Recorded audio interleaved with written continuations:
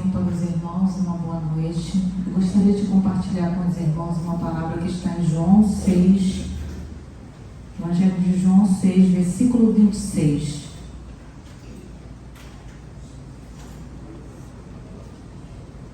João 6, 26. Respondeu-lhe Jesus: em verdade vos digo, vós me procurais não porque vistes sinais, mas porque comeste dos pães e vos fartastes. Trabalhai não pela comida que perece, mas pela que subiste para a vida eterna, o qual o Filho do Homem vos dará. O tema dessa mensagem é: Jesus é o pão da vida. Em todas as culturas, o pão era considerado um alimento primordial para nutrir o corpo, para alimentar, e também assumia um papel religioso. Era um símbolo de bondade, de sobrevivência, de união e de compartilhamento. O pão para os cristãos simboliza alimento para o corpo e para a alma, e também uma forma de compartilharmos a presença de Deus. Jesus declarou ser o pão da vida, vivo, que desceu do céu. Encontramos isso lá em João 6, versículo 35. Então, o pão, nós temos a consciência que é um alimento necessário. É um alimento simples, mas que pode ser muito nutritivo e também compartilhado em abundância. O homem precisa alimentar-se para sobreviver. Fomos criados por Deus e possuímos corpo, alma e espírito. O corpo tem a fome natural, que são as necessidades básicas de alimento. A alma tem a fome antinatural, que vem da natureza decaída do homem, que procura algo para se suprir, e às vezes em vícios, em jogos, em bebidas, naquilo que não agrada ao Senhor. E o espírito do homem só tem fome de uma coisa: de Deus. Talvez alguns que comeram o pão da multiplicação feita por Jesus, nessas circunstâncias aqui, estavam apenas lembrando lá de Êxodo, aonde Deus mandou manar do céu e o povo se alimentou e matou a fome. E aqui novamente esse povo estava se dirigindo a Jesus, indo atrás dele. Jesus perguntou para eles: vocês estão me seguindo apenas por causa do pão que vai saciar a vossa fome? Eu sou o pão da vida. E aquele milagre foi um sinal do Pai para provar a vós que não sou somente um profeta, sou muito mais do que isso. E a conclusão dessa mensagem é: alimentar-se de Cristo é fazer a vontade de Deus, é estar em comunhão com o Espírito Santo, alimentando-se da verdade. E eu agradeço a oportunidade em nome de Jesus. Cumprimento a igreja com paz do Senhor, amém? Boa noite a todos, graça e paz. Vamos abrir a nossa Bíblia em Juízes, capítulo 1, versículo 12 e 13. É com muita alegria que eu agradeço a pastora por ter me convidado para estar aqui, pela confiança, né? E eu quero compartilhar com vocês uma mensagem do Senhor. E a mensagem que eu venho entregar, o Senhor falou comigo hoje. E é uma mensagem que, antes de qualquer coisa, ela vem transformar a minha vida, né? Espero que os irmãos possam levar algo do Senhor essa noite, possa tocar nos corações, amém? Juízes capítulo 1, versículo 12, 13. A igreja toda comigo? Glória a Deus, né? Vamos lá. E disse Caleb que quem feria Quiriat-Sefer ia tomar-lhe, lhe darei a minha filha Axa por mulher. E tomou Otiniel, filho de Kenaz, o irmão de Caleb, mais novo do que ele, E Caleb lhe deu a sua filha Axa por mulher. Nesse texto sagrado, irmãos, Axa, ela é filha de Caleb. E ela foi oferecida para o teu sobrinho Otniel, para que ele conquistasse uma cidade. Naquele tempo, os reis, não só na Bíblia, né, mas eles tinham isso de oferecer as princesas para os conquistadores de terra, para os guerreiros. E Otniel prontamente se prontificou a conquistar essa cidade, Kiriat Sefer. E assim ele o fez. E o Otniel era sobrinho de Caleb e apresentou-se como candidato à mão de Axa. Ele conseguiu conquistar a cidade de Kiriat Sefer, recebendo a sua prima. O significado do nome Axa é adornada, e pareceu apropriado, porque adornada, enfeitada, pronta para receber o seu esposo. E Axa, ela já havia recebido o presente. Axa, ela recebeu do seu pai um pedaço de terra próximo a Negueb, uma terra que ficaria ao sul de Judá. E porém Axa partiu com o esposo ao encontro de seu pai em busca de uma melhoria. Axa era uma mulher que ela queria melhorar. Ela recebeu do seu pai uma terra seca. E ela precisava adornar aquela terra. Ela precisava gerar frutos naquela terra. E ela, ao sair, ela não sabia como o pai dela iria receber. E quando ela se atiou do jumento, Caleb logo percebeu a inquietação. Porque o Senhor, ele vai percebendo a nossa inquietação e a nossa insatisfação. Mas a sabedoria de Axa é que ela foi pedir direto ao pai. Ela teve sabedoria de pedir a pessoa certa, a pessoa de autoridade que possa lhe dar o que ela está precisando. Então eu convido a igreja e pergunto à igreja: será que todos nós estamos pedindo a pessoa certa? Será que em nosso momento da nossa vida a gente vai falar com a pessoa certa? Porque de repente a gente tem uma situação na nossa casa que a gente está falando com o vizinho, que a gente está falando com uma pessoa que não tem autoridade sobre a nossa vida. E o que a gente vai receber? Que Axa, ela procurava ali frutos, ela procurava adornar a terra dela, recebeu uma terra seca, e ela tinha que pedir a pessoa correta. Então ela foi pedir a Caleb, e ela se surpreendeu ao pedir a Caleb, porque a Caleb, quando foi falar com ela, falou: eu vou te liberar fontes. Axa foi pedir água que traz vida, água que possa plantar, água que possa semear. E ela recebeu mais do que isso. Salomão pediu sabedoria, e ele recebeu riquezas, recebeu honra. Então, quando a gente pergunta o que a gente quer e vai direto à pessoa certa, a gente encontra mais do que a gente precisa. Porque Caleb liberou para ela fontes inferiores e superiores.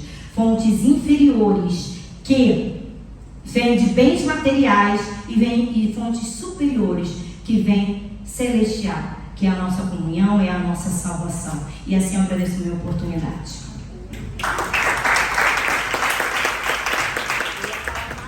Cumprimento a todos com a paz do Senhor Jesus, amém? Amém. Me chamo Angélica, venho da comunidade evangélica Novo Vivo Caminho. Trago um abraço do meu pastor, meu esposo, pastor Marcos. E eu quero aqui compartilhar com os irmãos um texto da palavra do Senhor, que encontra-se no Evangelho de João, capítulo de número 11, a partir do versículo de número 1.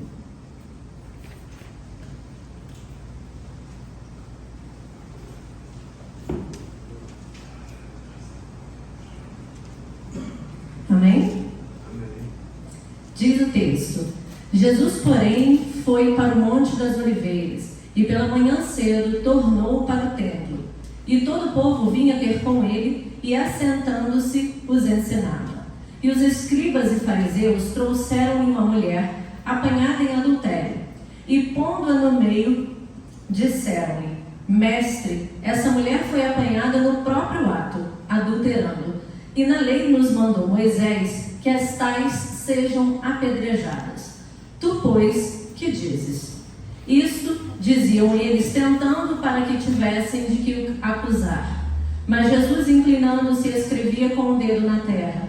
E como insistissem perguntando-lhe, endireitou-se e disse-lhe: Aquele que de entre vós está sem pecado, seja o primeiro que lhe atire a pedra.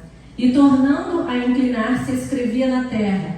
Porém, ouvindo eles isto, acusados pela consciência, saíram um, a começar pelos mais velhos até os últimos. Ficou somente Jesus e a mulher que estava no meio.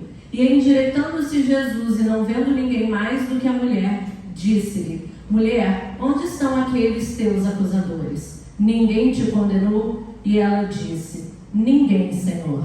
E disse-lhe Jesus: Nem eu também te condeno. Vai-te e não peques mais. Amém? Nesse momento, nesse texto ao qual nós lemos, ele vai tratar a respeito de uma mulher que a Bíblia não cita o seu nome, mas que de imediato, quando ela vai ser lançada a Jesus, ela vai ser chamada por aqueles seus acusadores pelo seu pecado. Essa mulher, ela é exposta pelo pecado, pelo seu erro, por aquilo que ela estava cometendo.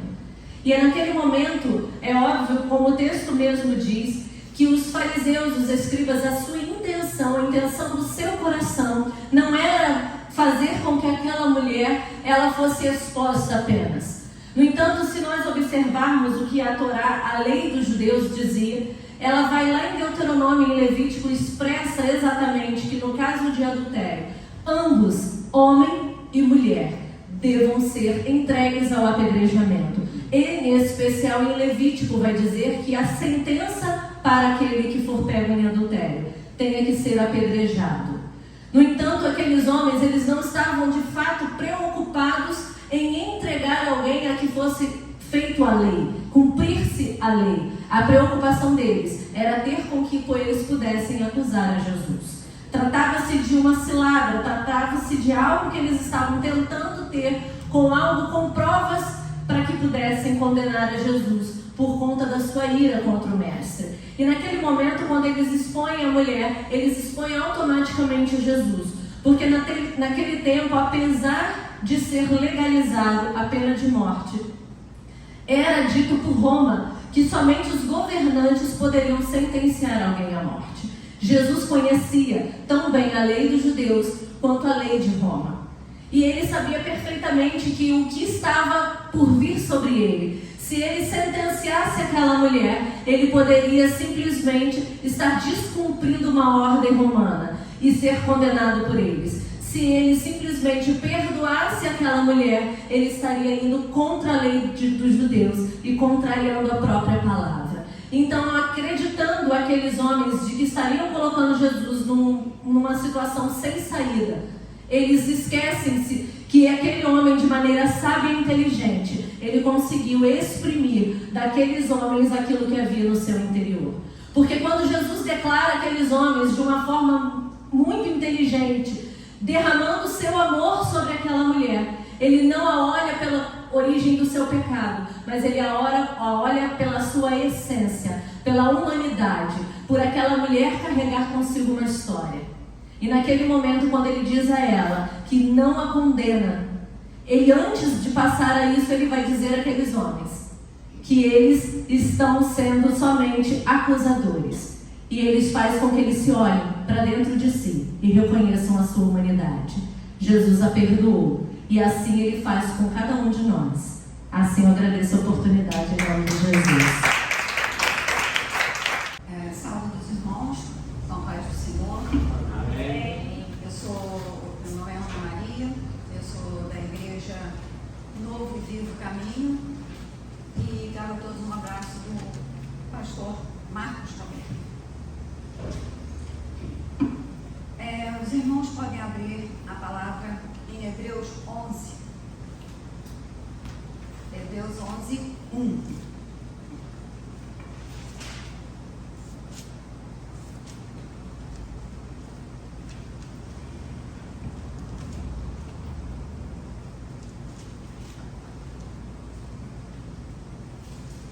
Amém? Ora, a fé é a certeza de coisas que se esperam e a convicção de fatos que se não veem.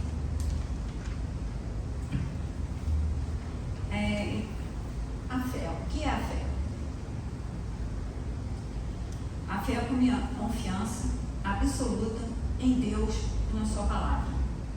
Fé é acreditar que o impossível vai acontecer. Quando temos fé, acreditamos que nossas orações são ouvidas, que Deus está atento a todas elas e que irá nos atender, como está em Marcos 11, 24. Por isso vos digo que tudo que pedirdes, orando, crede que o recebereis. A fé verdadeira, irmãos, ela é contrária à dúvida. Ela nos faz caminhar sem prestar atenção na situação, no que está ao nosso redor, no que está diante de nossos olhos.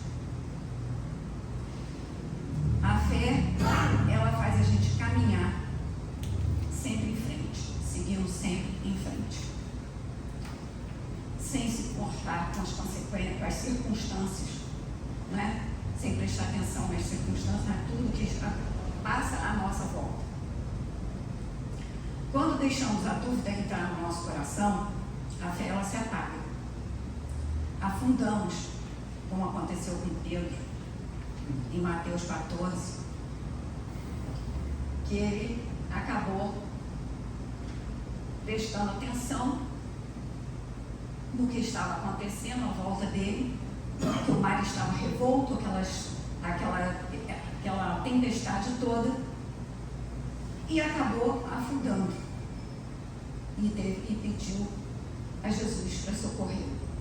E assim acontece conosco, quando a gente tira os olhos do Senhor, tira os olhos do alto, a gente acaba afundando nas nossas tribulações, naquilo que acontece à nossa volta. Não devemos olhar o natural, o visível. A fé, para você ter fé, você não pode prestar atenção no natural, no visível. Devemos olhar para Cristo, os olhos fixos no autor e consumador da nossa fé. Ter fé nos faz com que o invisível seja visível. É quando você primeiro coloca os pés e depois Deus te dá o caminho. A fé de Abraão era uma fé sobrenatural. Abraão ouviu a voz do Senhor, obedeceu e seguiu em frente. Foi sem saber para onde que estava indo. Ele esperou Deus mostrar para ele o caminho que ele tinha que seguir, por onde ele tinha que ir. A fé e a obediência caminham juntos. Porque se você ouve a voz de Deus e faz o que Ele está te dizendo para fazer, te dá aquela orientação e diz para você seguir, para você ir em frente, tudo vai dar certo. Você sabe que tudo vai dar certo. Tudo vai acontecer porque você sabe que Deus está ali caminhando com você. Está ali junto com você. E nada pode te abalar. Porque você sabe que Deus está contigo. A fé é confiança absoluta em crer incondicionalmente na palavra de Deus, no seu agir. É saber que tudo que nele há, é saber que o mundo foi feito pela palavra do Senhor. A fé não... Essa é a fé que nós devemos ter. Prestar atenção apenas em Cristo. Quero saudar a igreja com a paz do Senhor, amém? Meu nome é Pamela, sou da Igreja Batista Chamar, do pastor Josemar. Agradeço a oportunidade de estarmos aqui para falar um pouco da palavra do Senhor, que Deus tem falado ao meu coração durante esses dias. E espero que fale ao coração dos irmãos, amém? Amém. Gostaria que os irmãos abrissem a palavra em Salmos 46.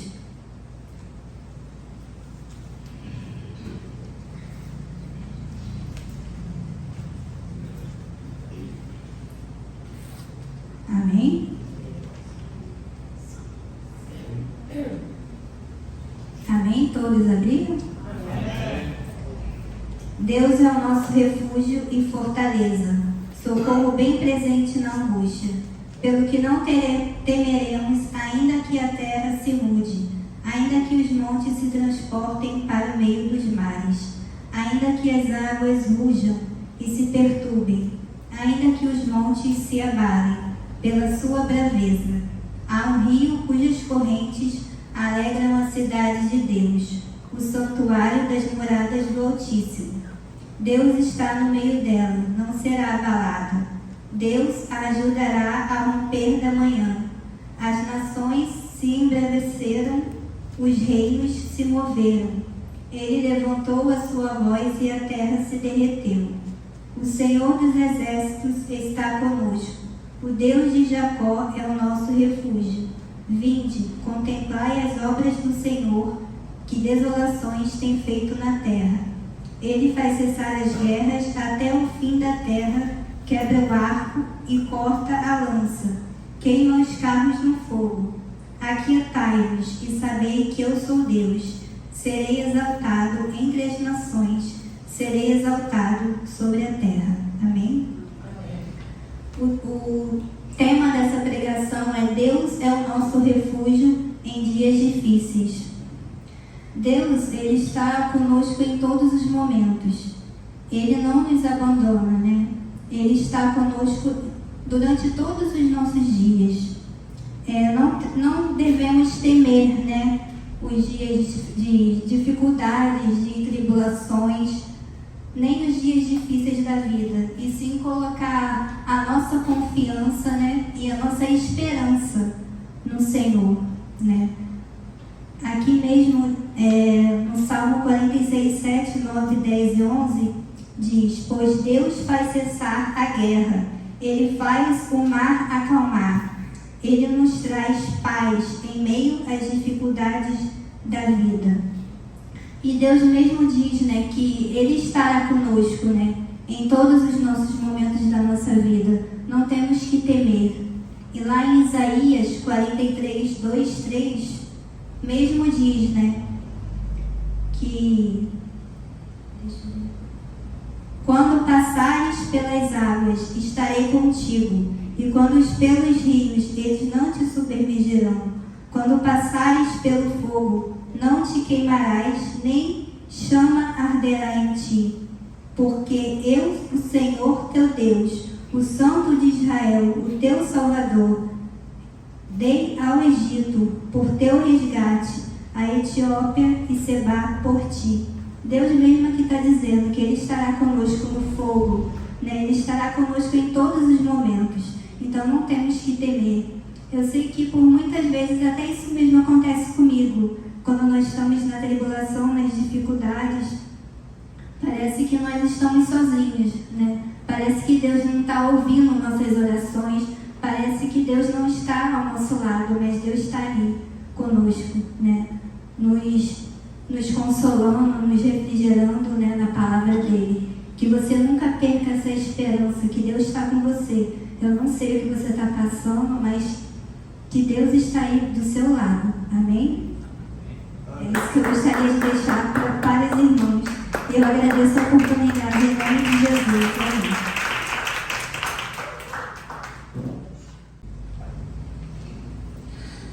Salve a igreja com a paz do Senhor. Amém? Amém.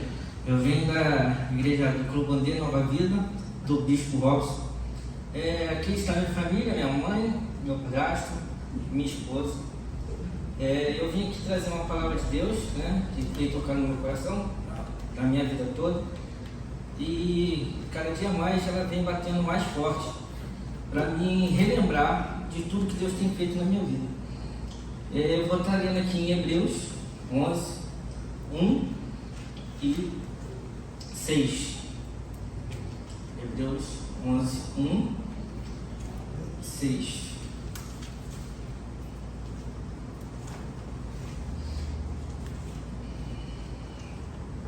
Amém?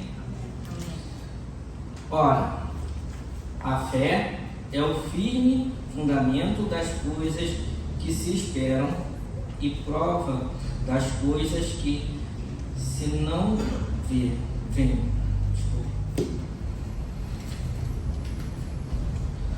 Ora, sem fé é impossível agradar, porque é necessário que aquele que se aproxima de Deus creia que Ele existe e que é galardoador dos que o buscam. Aqui na palavra de Deus já nos mostra que podemos ver que sem fé não conseguimos ver as maravilhas que Deus tem na nossa vida, muito menos as promessas. Mas muitas vezes nós só vemos promessa pensando em bênção. E na verdade a principal promessa que nós temos é a certeza que no final de tudo nós vamos ter a nossa salvação, que é o mais importante que qualquer coisa que possa existir no mundo. A gente vê tudo, bens materiais, a gente vê coisas que muitas vezes nós não olhamos o principal, que é a nossa salvação.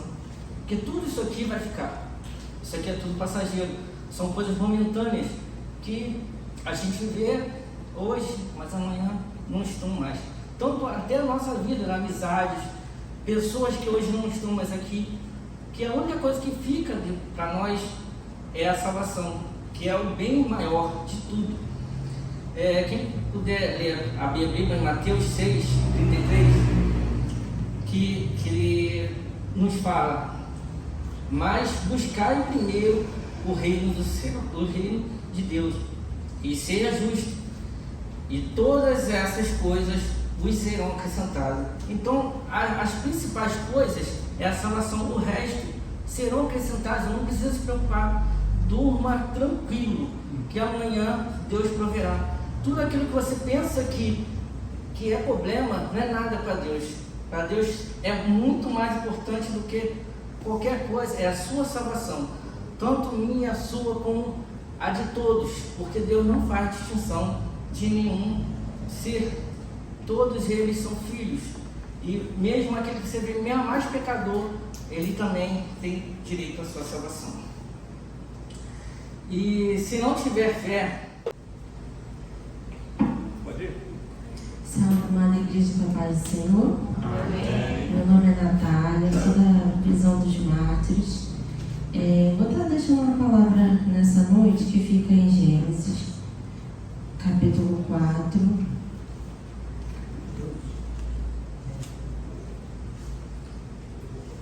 versículo 3. O tema é sobre o caráter e a oferta. Vou estar lendo.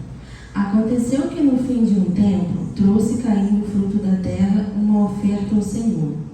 Abel, por sua vez, trouxe das primícias do seu rebanho, e da gordura deste agradou-se o Senhor de Abel e de sua oferta. É uma palavra bem conhecida que fala sobre Caim e Abel, que Abel era pastor de ovelhas e Caim era lavrador.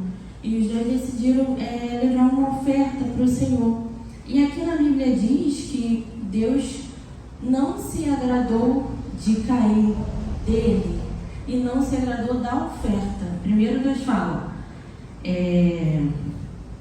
agradou-se o Senhor de Abel e de sua oferta, ao passo que de Caim e de sua oferta não se agradou. Porque Deus não se agradou primeiramente da pessoa. Por quê? Caim era cheio de ira, rebeldia, orgulhoso, mentiroso, sarcástico, invejoso. Já Abel era um homem de fé, cuidadoso, justo e fiel. Então, antes de entregarmos qualquer coisa para Deus, devemos rever nossas atitudes de cristão, rever se estamos de acordo com aquilo que a Bíblia diz que devemos ser. Um obreiro bem aprovado, andar segundo o coração de Deus. E sobre a oferta, a Bíblia só fala que depois de um tempo Caim trouxe a oferta, mas não especifica. Já a oferta de Abel, sim. Jesus fala, aqui na Bíblia fala que ele trouxe das primícias. Então ele entregou o melhor, ele pegou a primícia da ovelha e deu a gordura, deu a melhor parte para Deus. Hoje em dia não entregamos as imagens, não fazemos mais esse tipo de sacrifício, porque o véu se rasgou, temos contato direto com o Pai. Mas muitas das vezes, trazendo para os dias de hoje, fazemos uma oração muito meia boca, um jejum muito de qualquer jeito, só entregando mesmo para falar o que a gente fez. E muitas das vezes queremos ficar igual o Caim, chateado, porque entregamos e tipo assim, Jesus não aceitou, mas fazemos de qualquer jeito, como é que Deus vai aceitar? Por isso que aqui embaixo, Deus vai falar, Caim, por que o seu semblante descaiu? Por que você está triste? Não é certo que se você fizer o bem não vai ser aceito? E assim é na nossa vida. Quando a gente está no primeiro amor, a gente faz muitas coisas de coração, naquela coisa de oração, vamos fazer. E com o passar do tempo, a gente, tipo assim, ora, mas não é aquela coisa, aquele primeiro amor, entregamos muito de qualquer jeito. E isso aqui é uma grande lição, que se a gente fizer de coração, Deus sabe, irmão, quando a sua oração está de coração, quando você dobrou o joelho ali para orar 2 minutos para falar que orou, que de coração mesmo a sua cabeça está pensando em outra coisa, comida, farm, não sei o que, casa, e Deus sabe quando a gente faz as coisas de coração ou quando você entrega por entregar. Então isso aqui é uma grande lição, que pra gente, que muitas das vezes, voltando ao assunto do primeiro amor, às vezes a irmãzinha chega na igreja e ela está tão no primeiro amor, Deus está fazendo tanta coisa e a gente olha assim, poxa, mas eu estou tanto tempo na igreja e Deus não fez a mesma coisa comigo, não está fazendo, mas por quê? Porque a irmãzinha está coração aberto para Deus e a gente está entregando de qualquer jeito. Então essa é a palavra que eu deixo para lá da igreja e agradeço a minha rica oportunidade.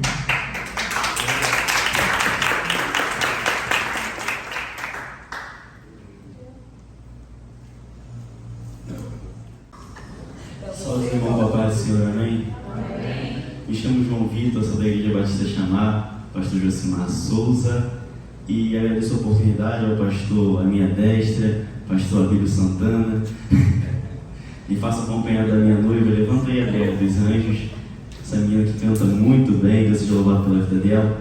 Os irmãos puderem se colocar de pé em reverência à palavra que será pregada, Lucas capítulo 3, versículo 1.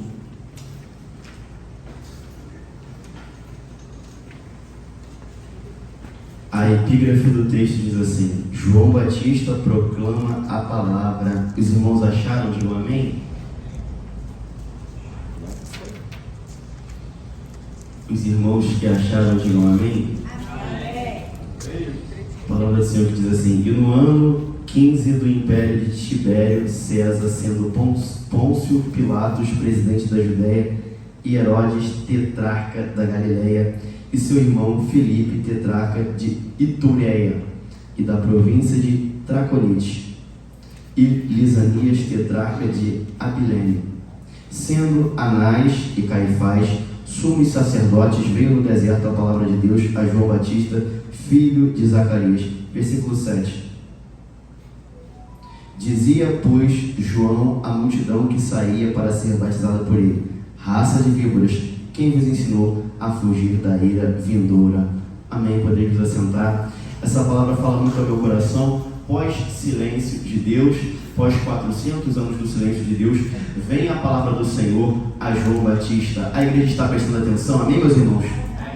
Vem a palavra do Senhor a João Batista. E no deserto a multidão acompanhava ele. Aqui não é um deserto de areia, como nós podemos imaginar, é um deserto de vales montanhosos. Então a multidão acompanhava João Batista. O que João Batista estava pregando? João Batista não pregava prosperidade, riqueza, chave de carro, chave de casa. João Batista estava pregando palavra, exortação, santidade, renúncia. Então eu imagino que aonde tem um homem sendo usado por Deus, sendo boca de Deus, vai ter uma multidão com sede de aprender. Amém, igreja?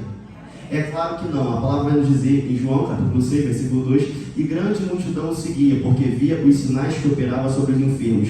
Aqui estamos falando de Jesus. Grande multidão seguia Jesus porque via os sinais que ele operava sobre os enfermos. A multidão o seguia, mas não pelo que ele era ou pelo que ele pregava, mas pelo que ele fazia, pelo que ele proporcionava. E Jesus, diante dessa situação, agora vai pregar a palavra. A Bíblia vai dizer que Jesus pregou e a multidão foi embora. E disseram assim: dura esse sermão, quem pode ouvi-lo? Então a multidão, agora não tendo sua necessidade suprida, vai embora. Então seria João Batista melhor do que Jesus, porque João Batista pregou exortação, pregou arrependimento, e tinha multidão atrás dele, tinha multidão ouvindo ele. E Jesus agora, quando prega também exortação e repreensão, a multidão não fica? Seria João Batista melhor do que Jesus? Não. Eu entendo que tem momentos que grandes pessoas vão ter grandes multidões, vão ter muitas pessoas assistindo, e outras nem tanto, mas continuarão sendo boca de Deus, com muito reconhecimento, com pouco reconhecimento, seja a boca de Deus, com multidão, sem multidão, seja boca de Deus. Daniel foi levado cativo para a Babilônia e foi servir na corte. Ezequiel foi levado cativo à Babilônia e ficou nas ruas tumultuadas da Babilônia. Na corte, ou estando nas ruas tumultuadas, seja a boca de Deus. Amém, meus irmãos? Cumprimentos, irmão, com a paz do Senhor. Amém? Quero deixar um versículo para os irmãos, em nome de Jesus, como chave desse sermão nesta noite, que se encontra no livro de Juízes, capítulo 15, a partir do verso 18.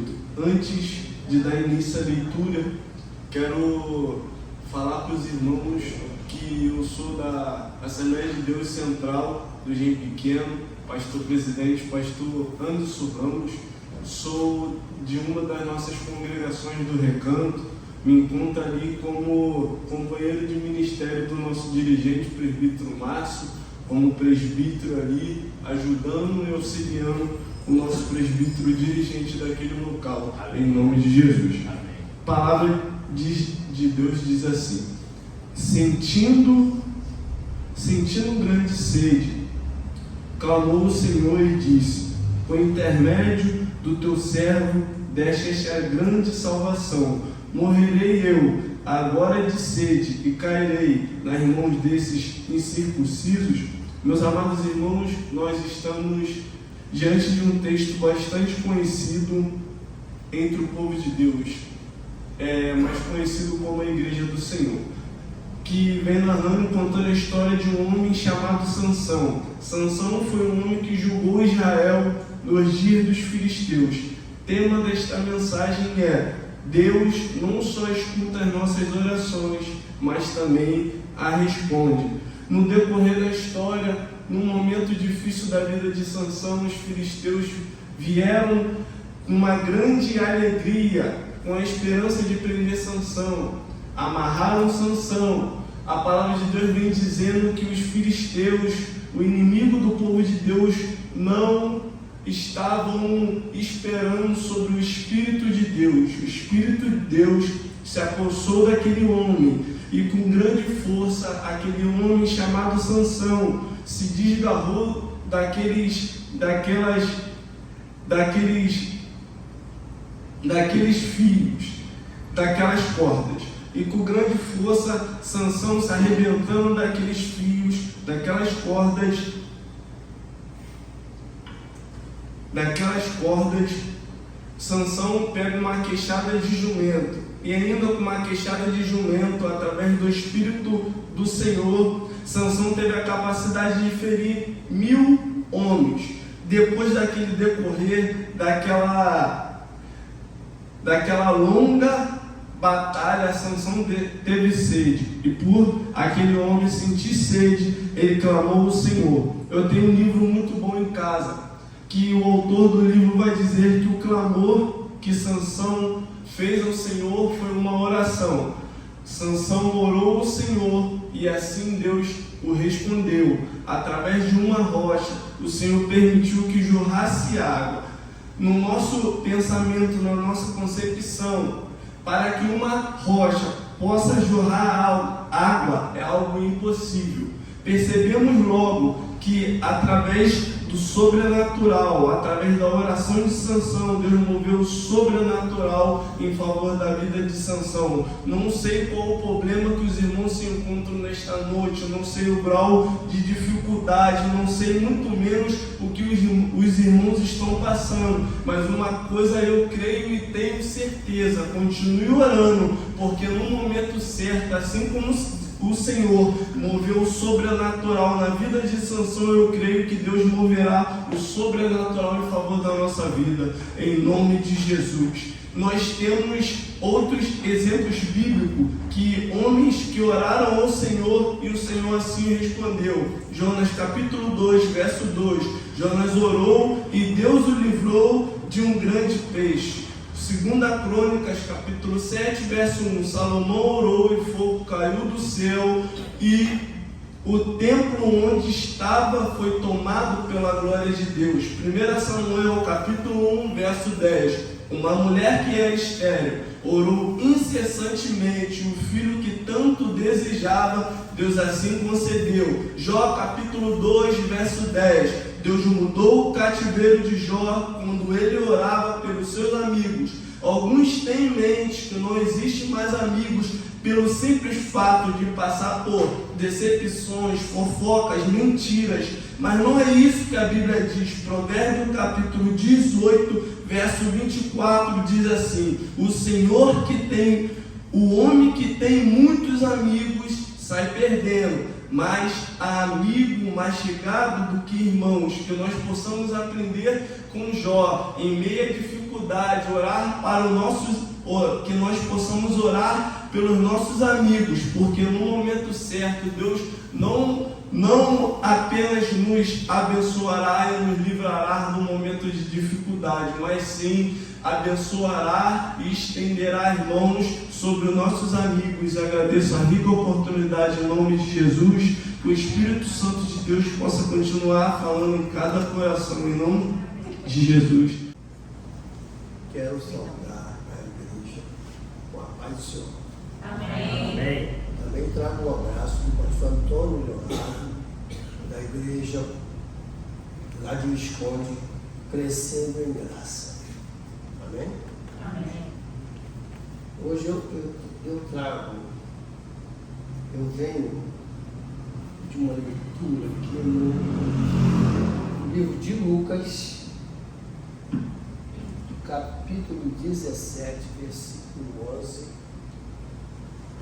ao 19.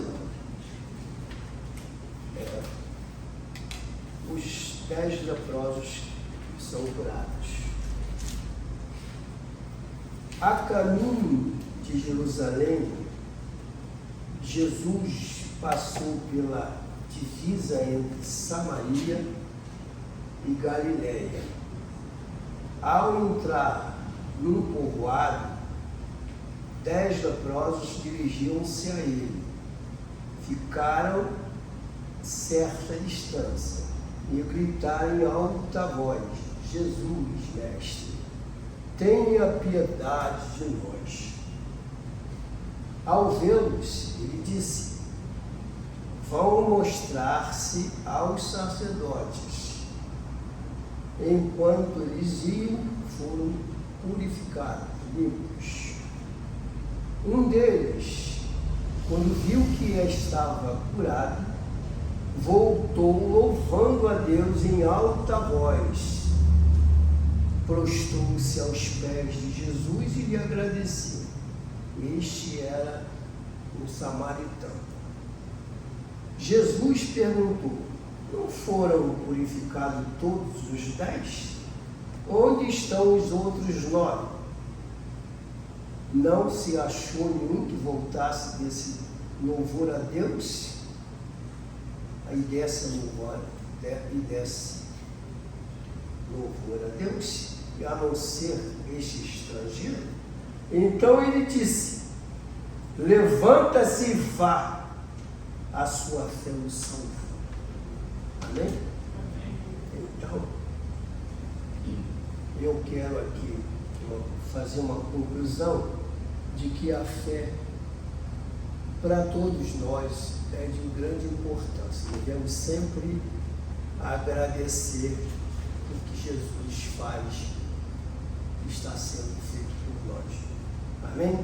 Quero agradecer em nome de Jesus a todos.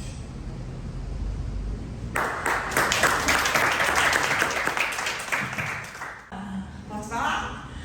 A paz do Senhor, meus irmãos. Amém. É um privilégio eu estar aqui neste lugar. Agradeço as pessoas que nos deram essa oportunidade.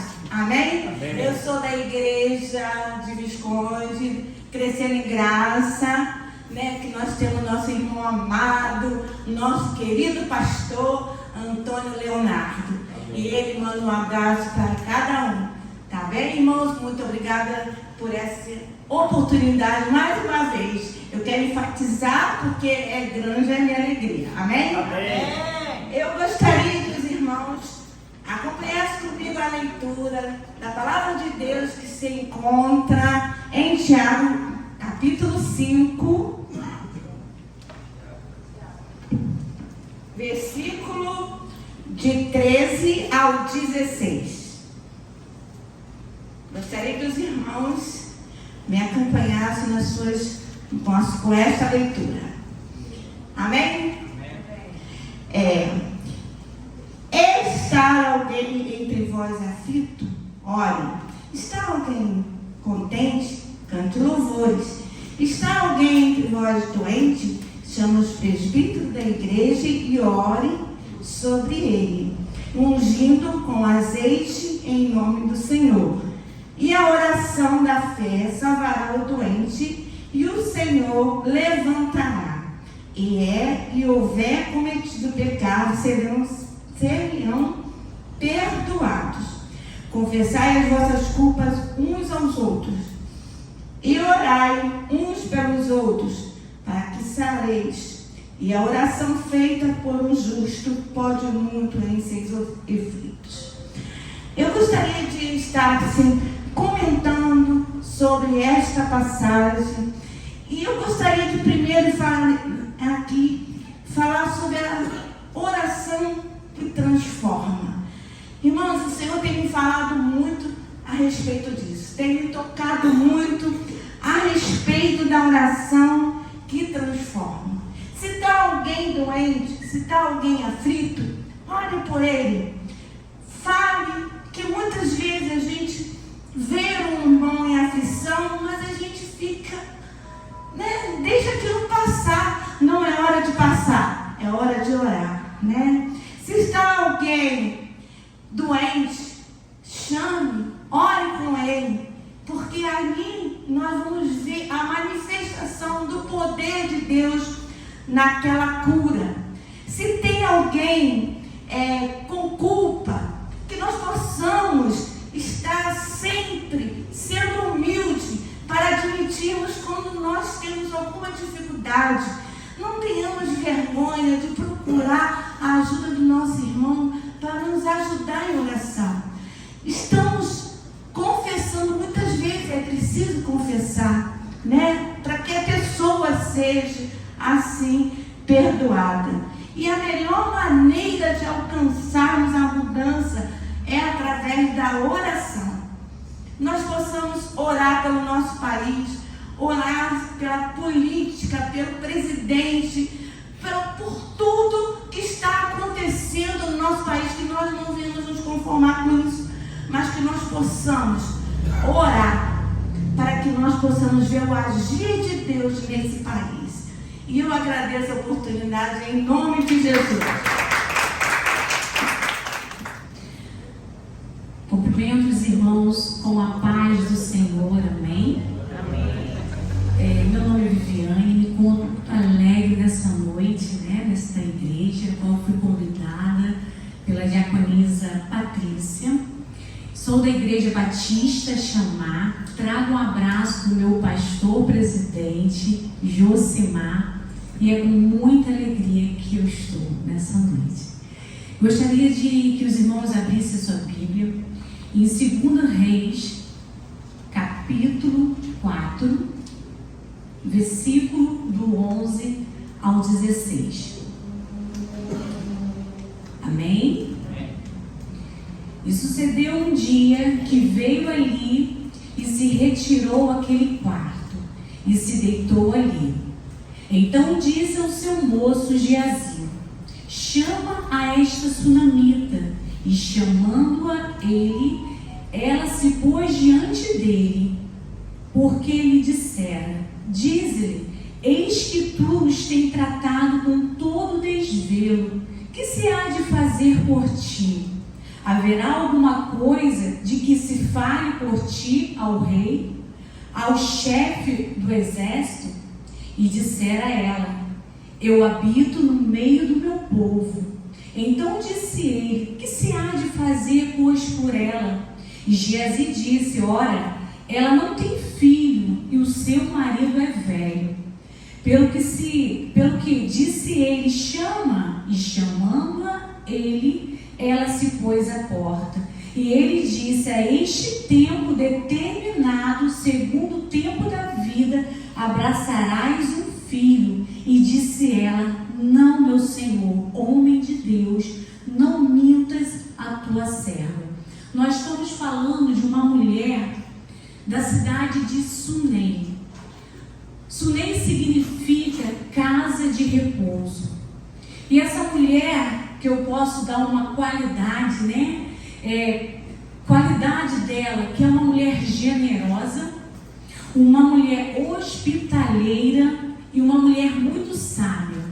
Uma mulher que estava ali junto com seu marido, e muitas das vezes, né, o profeta Eliseu, ele ia àquela cidade de Sunem, e ele parava ali, né, e ele comia pão. Ali aquela mulher o recebia e, né, o alimentava. E muitas das vezes que ele passava naquela cidade, ela observava, e ela chegou para o seu esposo e falou: eis que vejo um homem de Deus, façamos, porém, um quarto para ele, para quando ele vier à cidade, ele ter aonde repousar.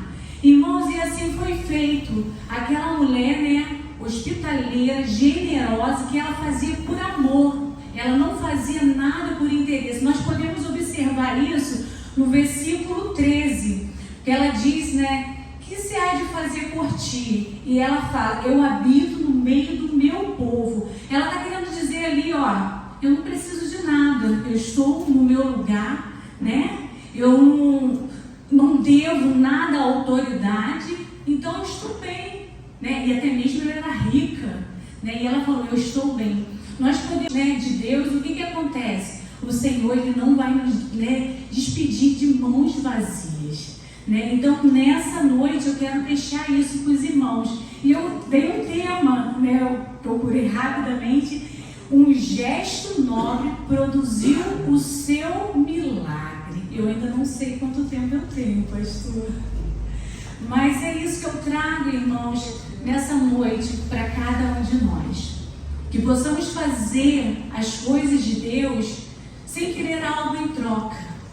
Porque as coisas de Deus, elas nos seguem. As bênçãos de Deus, elas nos seguem. Então, no capítulo, aqui eu também separei Mateus, capítulo 10, versículo 41, que fala assim: quem recebe um profeta, da qualidade de um profeta, receberá o galardão de profeta. Ali, aquela mulher, ela tinha já deixado, né, aquele sonho, mas o Senhor o abençoou naquele dia. Amém.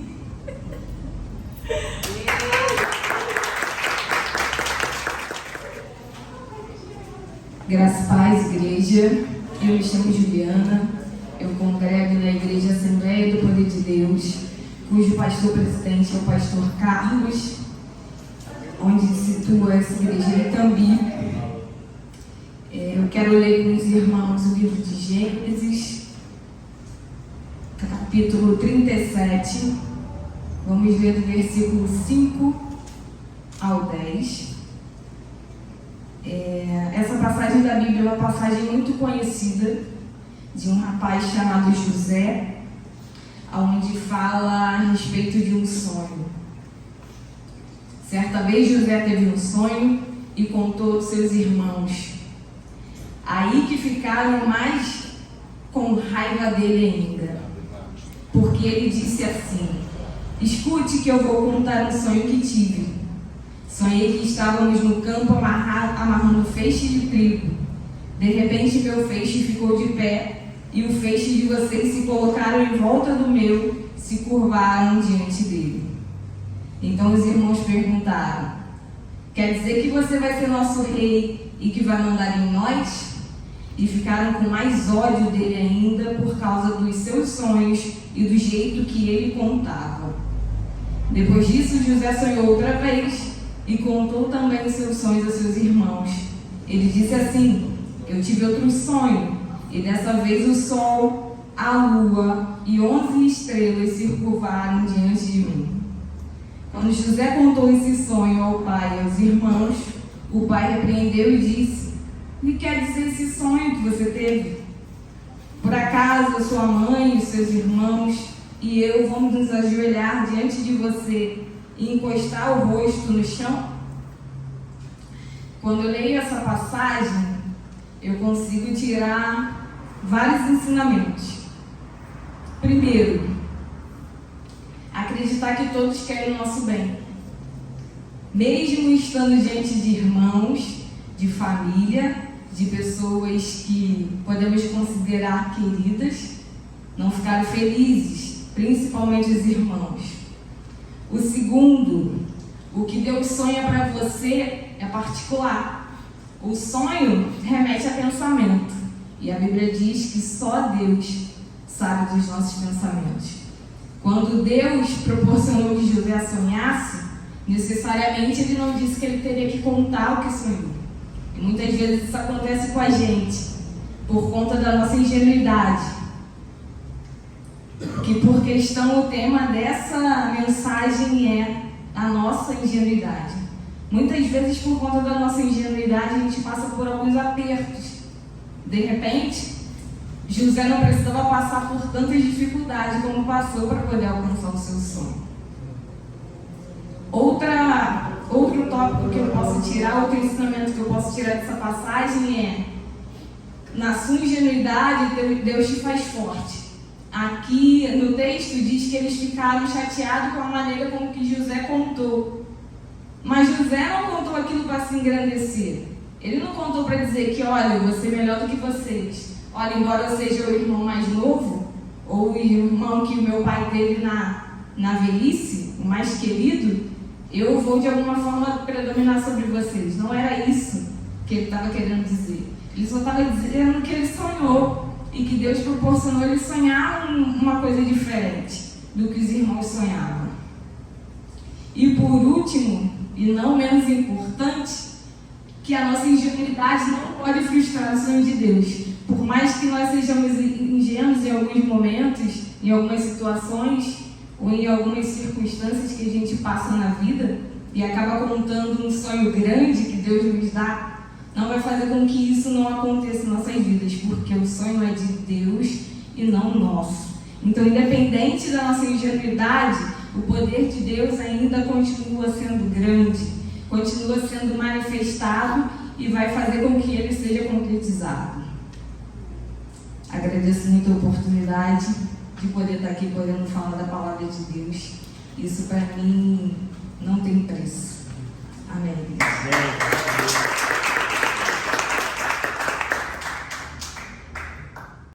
Saúdo a igreja com a graça e a paz do nosso Senhor Jesus Cristo. Amém? Amém. Me chamo Josemar Cunha, sou membro da Primeira Igreja Batista em Alcântara e trago um grande abraço do pastor Wanderlei Maris para todos nós.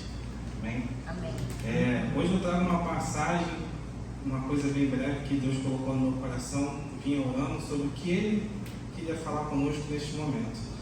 Que essa igreja que abre em Provérbios 16, versículo 9.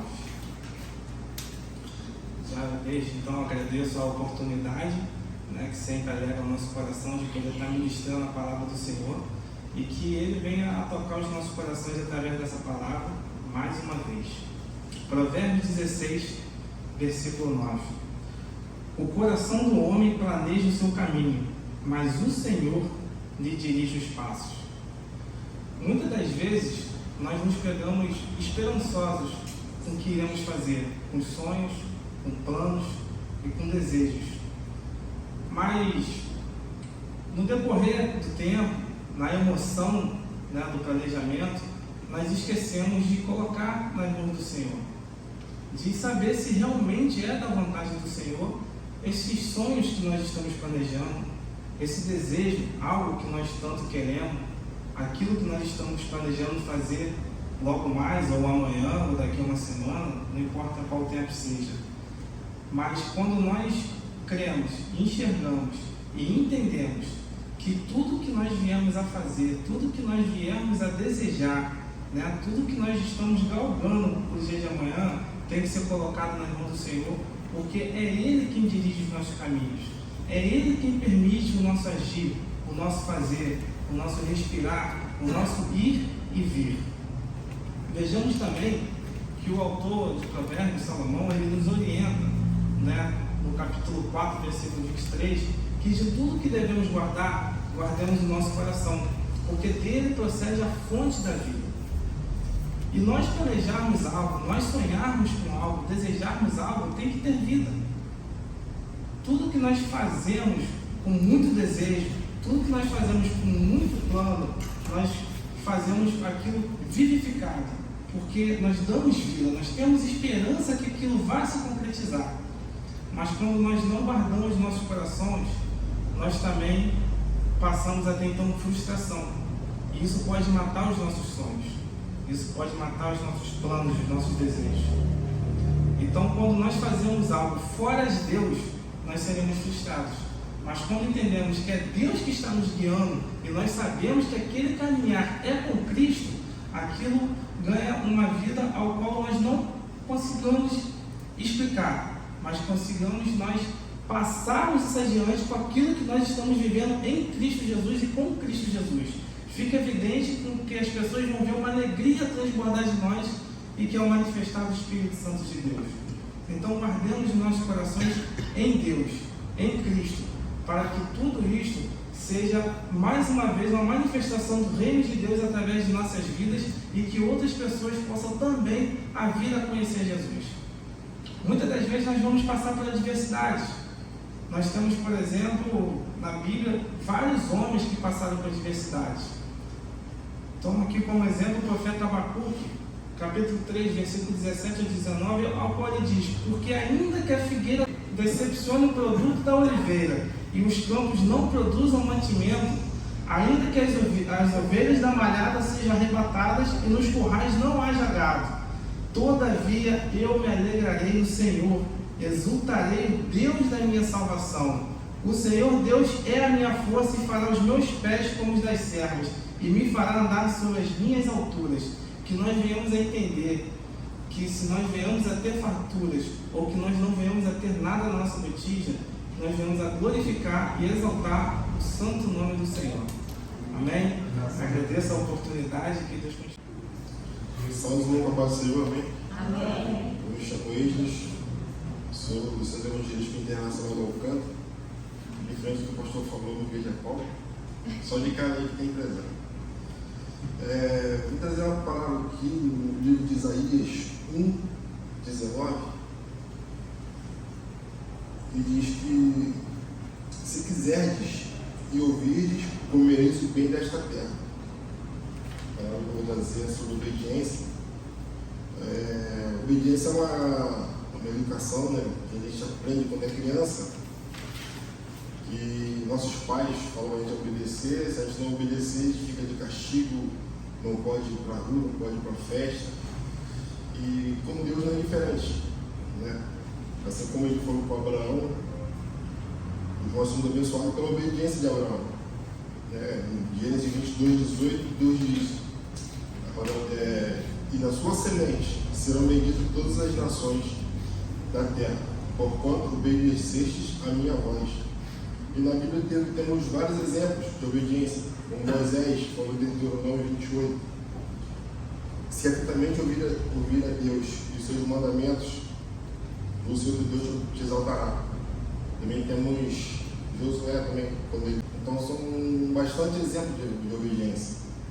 E a palavra que eu trago nessa noite é para que mantenhamos obediente à palavra de Deus. Sejamos firmes na palavra de Deus. Porque assim o Senhor vai nos abençoar, assim o Senhor vai nos exaltar em todas as circunstâncias. Amém? Aqui fica a minha palavra. Estou nervoso, falei pouco.